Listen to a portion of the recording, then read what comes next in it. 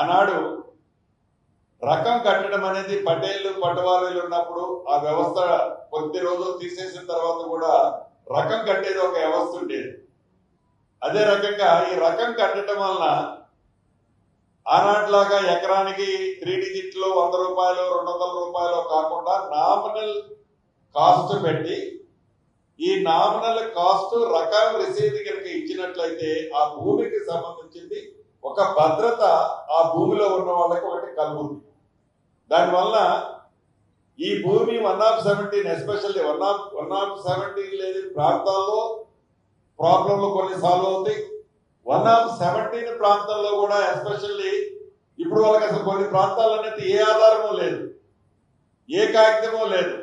ఏ కాగితం లేకని కారణంగా అసలు ఈ భూమి నాదేనా నాది కాదా అని ఆ భూమి ఆసామి ఉలిక్కి పడి లెగిస్తే తనకు వచ్చే ధర్మ సందేహంలో నిజం కూడా లేకపోలేదు. అటువంటి సంబంధించింది సాల్వ్ చేయడానికి అదొక మనం అఫీషియల్ గానే చేయాలి, వెరీ నామినల్ ఛార్జ్తో అనేది ఒక కాన్సెప్ట్. కొన్ని స్టేట్లలో దీని మీద స్పెషల్ గా స్టేట్ గవర్నమెంట్లు కొన్ని పాలసీలు తీసుకొచ్చాయి. దానికి సంబంధించింది ఇప్పుడు ఇది 2 వెళ్ళి దాన్ని బయటికి రిలీజ్ చేయడం అనేది, దాన్ని ఒక కంక్లూజన్ వచ్చిన తర్వాత ఈ కమిటీ క్షుణ్ణంగా పరిశీలించిన తర్వాత దానికి సంబంధించింది కూడా విచ్ ఈజ్ బెటర్ అసెంబ్లీలో అవసరమైతే దీని మీద చర్చ పెట్టి దాన్ని అడాప్ట్ చేయాలన్నది కూడా వ్యక్తిగతంగా ప్రభుత్వ పక్షాలు కూడా నేను చెప్పదలుచుకున్నాను.